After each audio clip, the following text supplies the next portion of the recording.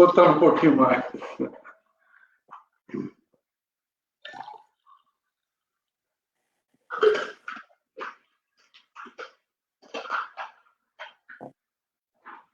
Boa noite.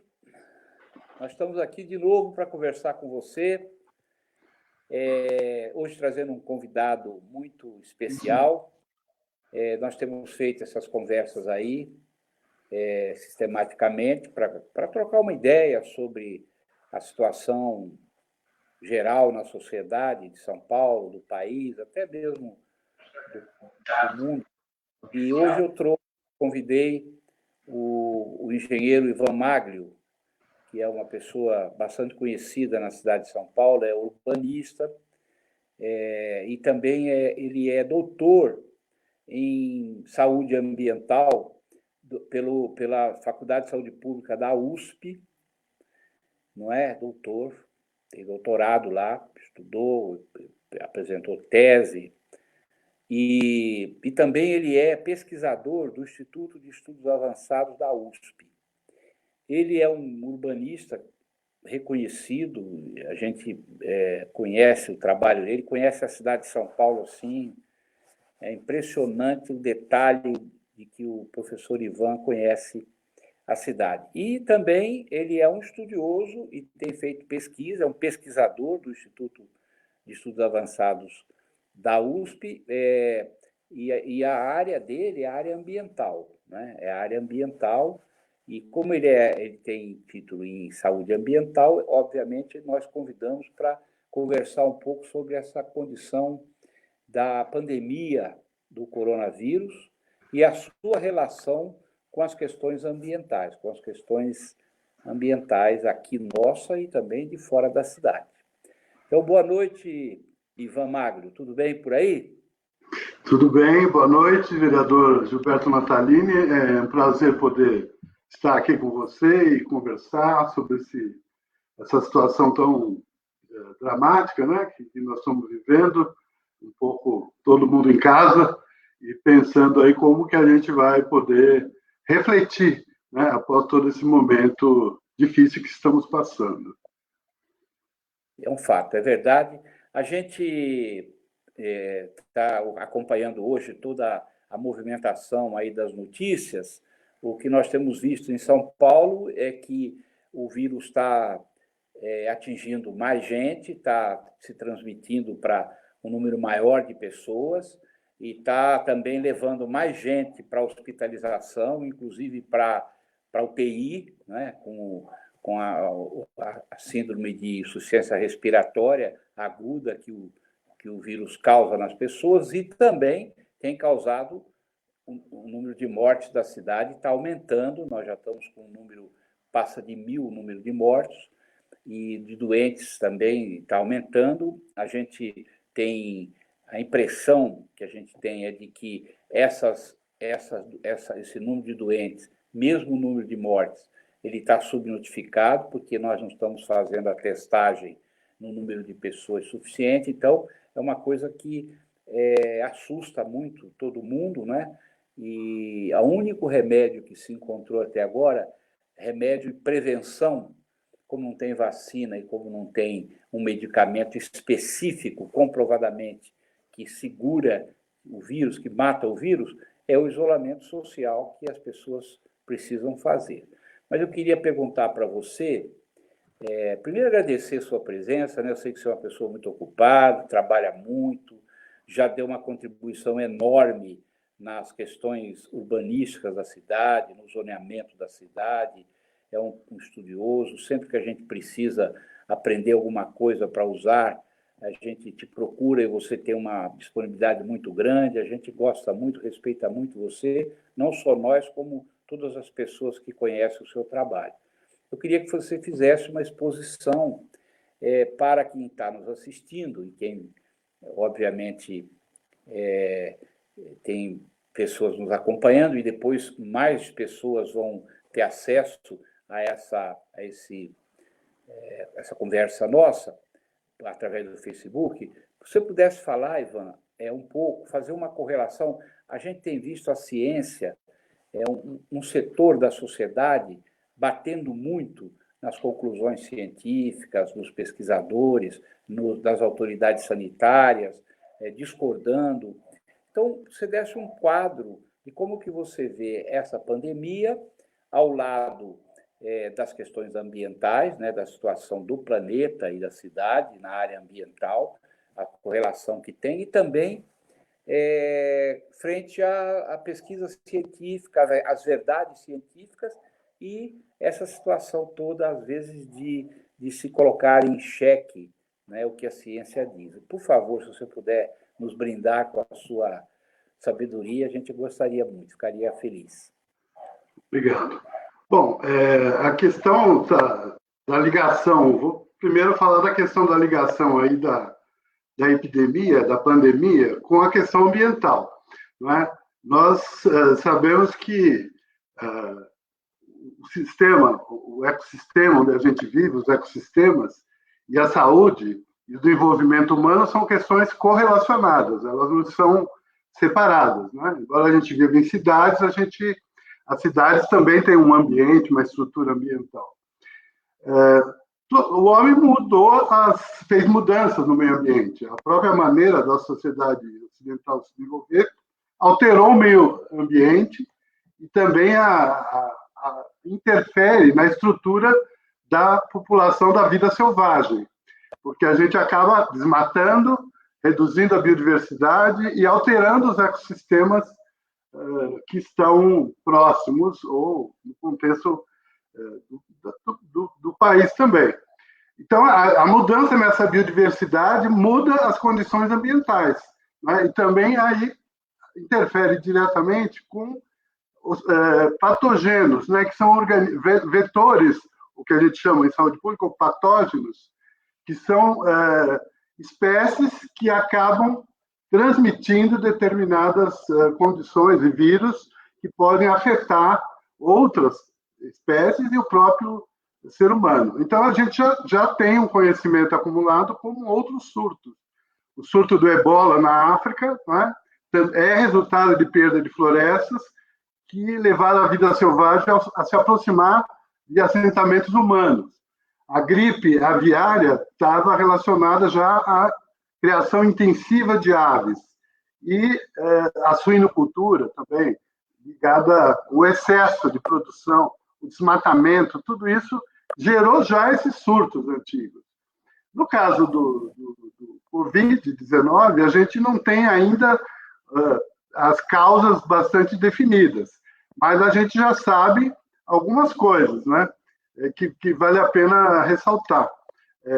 A gente não sabe o que ocorreu, como foi, não há uma confirmação precisa, mas a gente já sabe que a interação de seres humanos com animais selvagens pode nos expor à disseminação desses possíveis patógenos, né? Então, as zoonoses que pode fazer ponte epidemiológica entre vida selvagem e causar doenças nos seres humanos. E essas zoonoses, essas transformações, esse surgimento de zoonoses, vem das transformações do meio ambiente, que são resultado de atividades humanas. Então, alteração do uso da terra e, agora, as mudanças climáticas. Porque as próprias mudanças climáticas causam mudança de temperatura, mudança de período de chuva, um conjunto de alterações que elas também alteram como é que as espécies selvagens, as espécies trabalham, né? se movimentam nesse contexto. E, por último, no caso do Covid-19, a gente sabe que as doenças associadas aos morcegos surgiram devido à perda de hábitat, por conta de desmatamento e expansão agrícola. E eles são uma espécie importante porque eles são polinizadores noturnos e predadores de insetos. Então, eles têm uma possibilidade grande de que tenha surgido do morcego. Então, a integridade dos ecossistemas é também uma condição para a gente poder controlar as doenças. A gente tem que manter a biodiversidade e procurar não destruir essa biodiversidade, porque ela é uma condição de saúde para o ambiente, para o planeta e para nós, né? Do ponto de vista de integridade das populações. Então, num primeiro conjunto, essas são as questões importantes, né?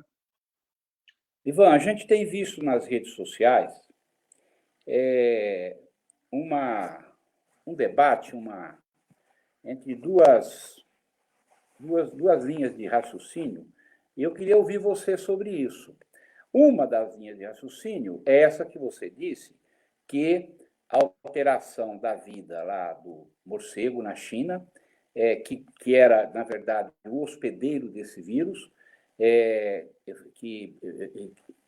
através de um animal que predou o morcego, que também era um hospedeiro, trouxe a disseminação do vírus. E existe uma outra turma, uma outra corrente, que diz que houve um acidente num laboratório de estudos de vírus na China e que o vírus escapou ali, vamos dizer, através de um acidente e acabou contaminando pessoas e a disseminação veio disso. O que os cientistas, os pesquisadores como você e outros, como estão lidando com essa questão? Qual é a linha de pensamento do Instituto de Estudos Avançados, da USP, ou enfim, de quem lida com essa história? Por que caminho que o raciocínio está seguindo? Essa é uma polêmica que tem surgido, né? E um pouco essa linha escapou ou foi produzida em laboratório é um pouco da teoria da conspiração aí, né? Como se isso fosse um desejo ou um erro de causar isso. Mas a linha que a gente tende a achar que é a mais provável e a mais correta, que está mais ligada já à tradição de análises epidemiológicas da ciência, é que é uma transmissão a partir dessas mudanças ambientais e por vírus, por convivência e interações que houveram entre animais e seres humanos. No caso específico, o PNUMA, né, o Programa das Nações Unidas para o Meio Ambiente, está estudando e abre algumas hipóteses, né? Pode ser um animal ou um grupo de animais infectados com coronavírus foram trazidos para o tal mercado na China, ou uma pessoa foi infectada em outro lugar e depois trouxe a infecção para aquele mercado. Isso está pesquisado já pelo PNUMA, que está colocando essas questões. Se sabe que pode ter envolvido um hospedeiro intermediário, um animal selvagem. Aí qual foi, ainda está em aberto. São dois cenários. Então, ele evoluiu para se tornar um patogênico e veio para um hospedeiro não humano e depois pulou. Aí por uma convivência para um ser humano. Ou o vírus evoluiu em humanos depois que pulou de um hospedeiro animal. Então, essas duas correntes. Então, mas estamos muito mais nessa linha de que é o que já vem desde os estudos epidemiológicos das demais pandemias ou outras situações que já houveram, né? Que é por essa convivência, são doenças epidêmicas, né? O problema é que a gente não sabe ainda como controlar essas. Sabemos que podemos evitar a convivência de animais selvagens, de mercados daquela forma, isso já é fundamental. Mas onde vai surgir a próxima pandemia se a gente não cuidar do meio ambiente e não cuidar dessa dinâmica destruidora da natureza, fica uma coisa um pouco difícil de prever os efeitos, né? Mas a gente é mais por essa corrente que é a ciência, é focada na ciência. Não existe mágica. Mesmo para encontrar um remédio, não é chute. Né? Temos que testar, fazer todo o processo de testagem em várias populações diferenciadas para chegar a perceber e descobrir uma vacina. Isso demora 4, 5 anos. Então, nós não temos, agora outra, como você falou no início, condição do que tratar o doente, né? E evitar a expansão do contágio. Então, ficando em casa e evitar a situação do contágio e, ao mesmo tempo, aqueles que já foram submetidos e estão infectados, serem tratados, né? Até que a gente possa descobrir. Mas as perspectivas são complexas, porque a gente não sabe ainda como a gente vai conviver com essa, enquanto não tem vacina, com esse vírus. Né? Mas a corrente científica julga que é muito mais pelo lado epidemiológico desses processos de convivência inadequada entre homem e natureza, por desmatamento, por exploração de animais selvagens, por aí vai. Mesmo porque nós falamos aqui, você falou, no caso da epidemia de ebola, ficou relativamente comprovado que o vírus veio de uma área de desmatamento no centro da África, não é isso? Exatamente. Aqui no Brasil, nós temos um surto de febre amarela muito grande, que febre amarela com transmissão urbana, não era a febre amarela selvagem que a gente conhecia, que também, porque o vírus, né, com desmatamento, o mosquito veio para perto das cidades, morar nas cidades, e o vírus acabou se transmitindo. A mesma coisa foi com a dengue, né? Que o mosquito também migrou para a cidade e a gente teve ainda, né, esses milhares e milhares de casos de transmissão do vírus da dengue também. Então, quer dizer, são ações da mão humana sobre a natureza que vão desnudando esses vírus, esses patógenos, e vão trazendo eles para dentro dos aglomerados humanos, né? E agora, provavelmente, quase que certamente, é o que está acontecendo com o coronavírus, né? Agora, eu queria ter uma outra pergunta aqui, aproveitar a sua presença aqui. A gente tem lido, tem estudado, tem visto de que embaixo da camada de gelo do Polo Norte, da Sibéria também, do Norte, também do Polo Sul, mas mais do Polo Norte, existe lá um concentrado de micro-organismos que estão lá congelados e que as mudanças climáticas, o aquecimento global que está degelando aquelas calotas de gelo lá no norte do planeta, poderão liberar, vamos dizer assim, micro-organismos até então desconhecidos pelo ser humano, né, pela humanidade, e também trazer novas ondas de contaminação. E isso também vocês têm levado em conta aí nos estudos de vocês na USP?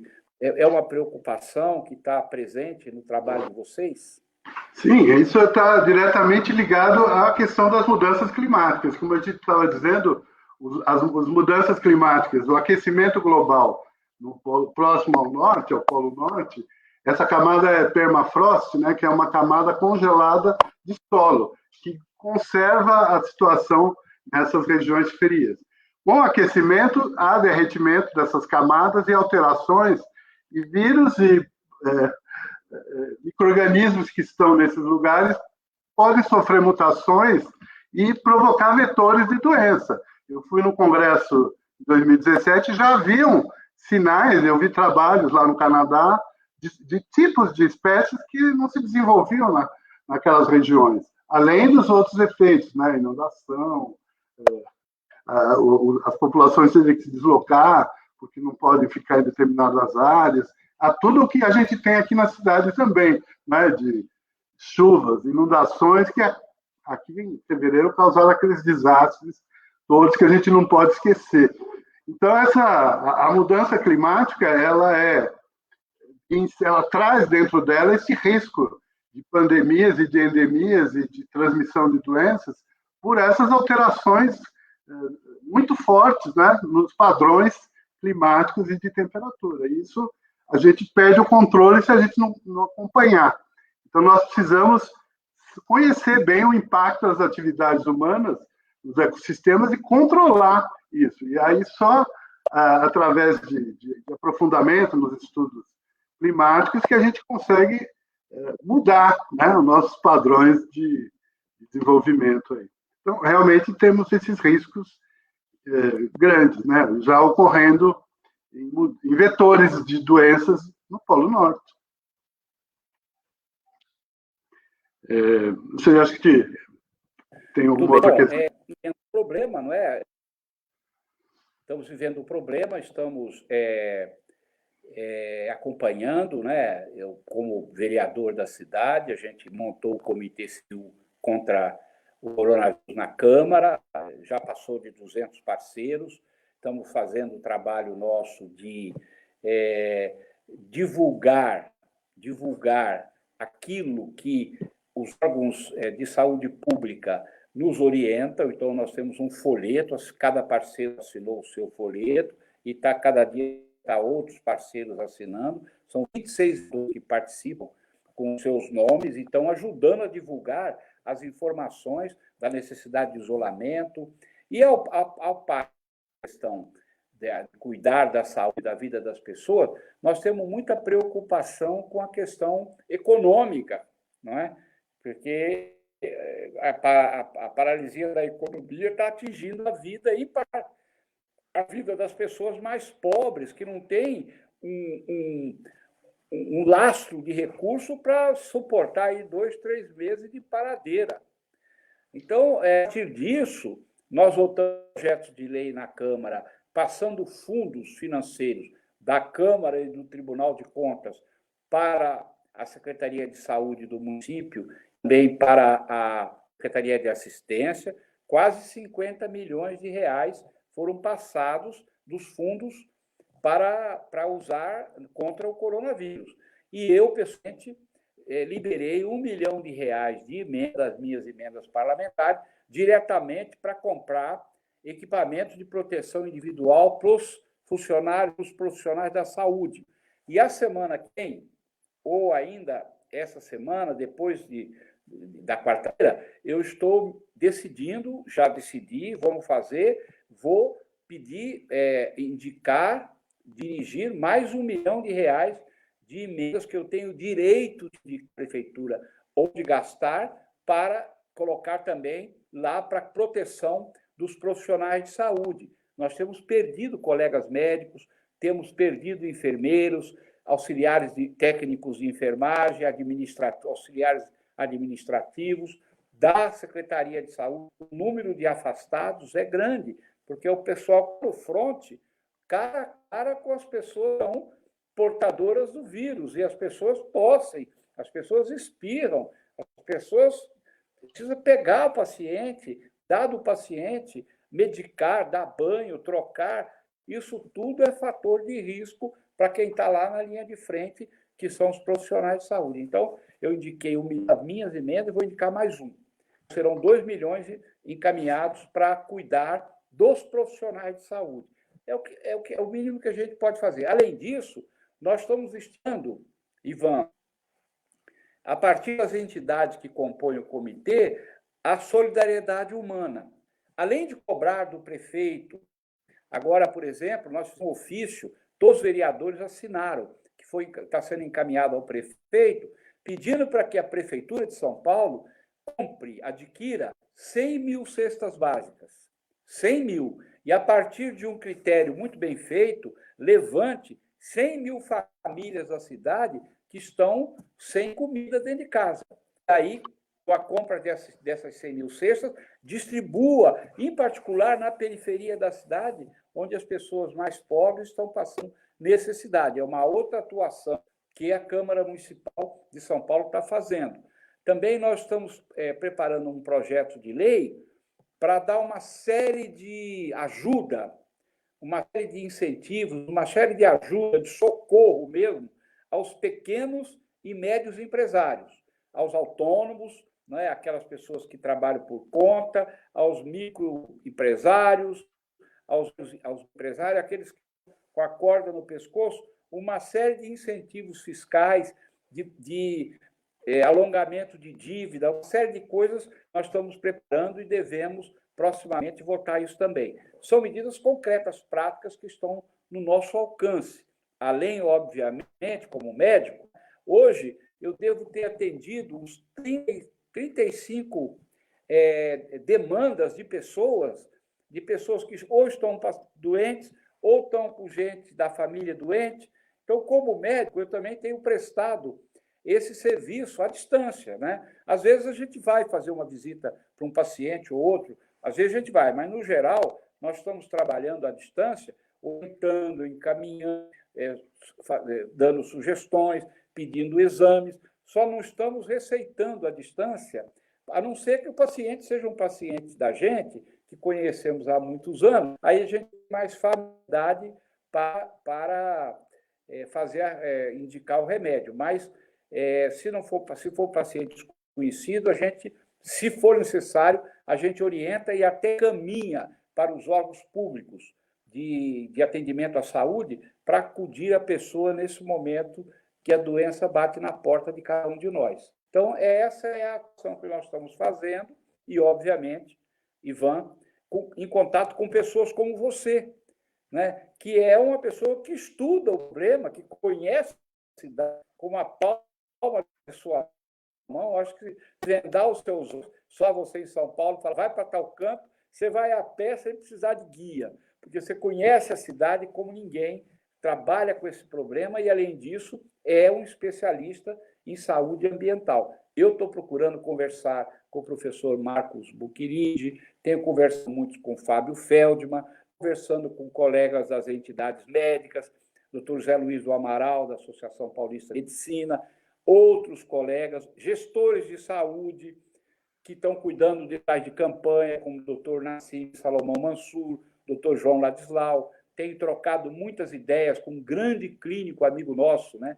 Um sacerdote da medicina, o doutor Henrique Francé, lá na Zona Leste. Enfim, está trocando ideia, tá um ajudando o outro, e para poder orientar o nosso caminho, cobrando muito das autoridades, cobrando do secretário municipal de saúde, do secretário estadual, e agora do ministro da Saúde. Cobrávamos do antigo, estamos cobrando agora do novo. Estou batendo muito na necessidade de se colocar um ônus salarial de emergência para os profissionais de saúde e ajudá-los no transporte, casa para o trabalho, quartos de hotel perto dos hospitais para eles se hospedarem, enfim, dar melhores condições de trabalho para eles, além, obviamente, de incentivar o isolamento social. É o que nós temos feito. Ivan, muito obrigado por você ter participado aqui com a gente.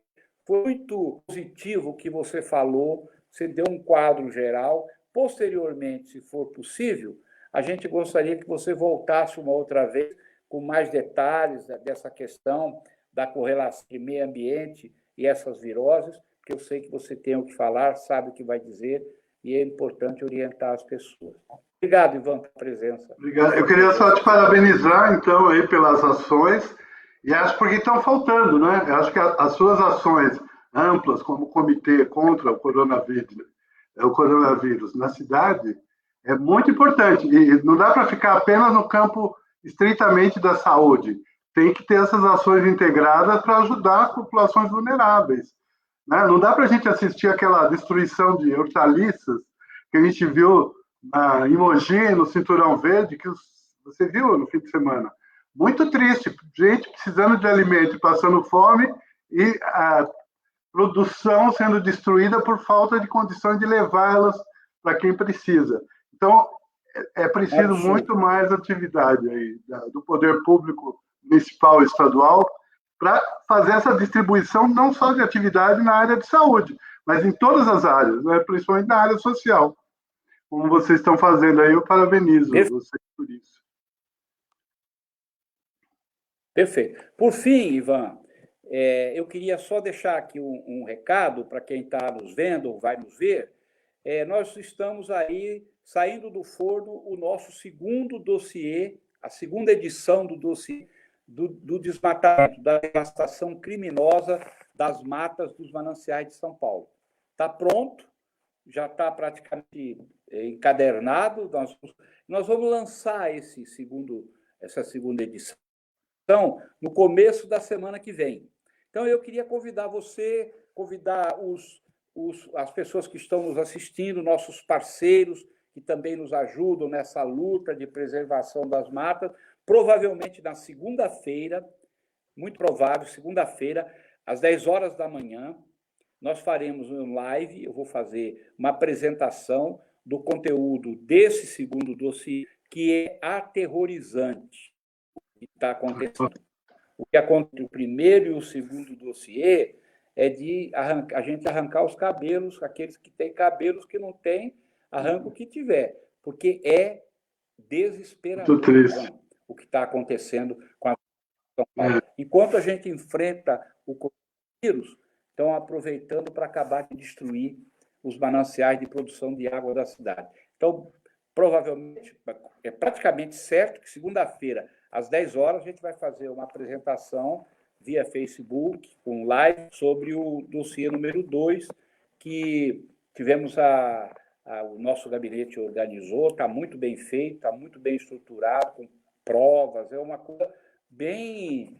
É difícil até de acreditar que um gabinete, um político, faça um trabalho tão minucioso, tão científico, como está o nosso segunda edição do dossiê. Boa noite a você, boa noite ao que estão nos assistindo. Apesar da dor, vamos manter a esperança. Não é? Nós somos seres humanos, temos que dar as mãos para os outros, nos proteger. Não pode agora dar a mão fisicamente, mas eu posso fazer assim na sua mão, tá certo? E a gente aqui virtualmente, e a gente vai vencer essa pandemia. Boa noite a todos e obrigado pela oportunidade.